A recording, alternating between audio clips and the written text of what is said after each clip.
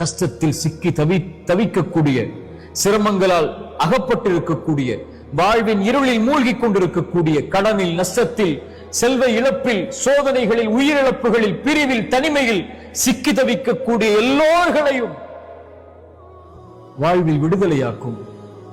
லா தஹ்சன் இன்னல்லாஹ மஅனா. ஏன்? நாம் வாழ்வில் சந்திக்கக்கூடிய பிரச்சனைகளை விட, நோயை விட, சிரமங்களை விட, கஷ்டங்களை விட, தவிப்புகளை விட, தனிமையை விட, இவற்றை விடவெல்லாம் அந்த இறைவன் பெரியவன். அல்லாஹு அக்பர் அழைக்கிறோமா இல்லையா? அந்த இறைவன் பெரியவன். எனக்கு வரக்கூடிய இந்த நோயை விட அல்லாஹு அக்பர், அவனுக்கு இது எளிது நீக்குவது. எனக்கு வரக்கூடிய இழப்புகள், நஷ்டங்கள், இதை விட இறைவன் பெரியவன், அவனுக்கு எளிது இதை நீக்குவது. இறைவன் என்னோடு இருக்கிறான் எல்லா நிலையிலும், எல்லா சோதனைகளிலும், எல்லா பிரச்சனைகளிலும். அவன் மிகப்பெரியவன். எனக்கு வரக்கூடிய இவற்றை விடவெல்லாம் அவன் இருக்கும் போது லா தஹ்சன், உயிருக்கு சொல்லுங்கள், கவலை கொள்ளாதே, அந்த இறைவன் நம்மோடு இருக்கிறான்.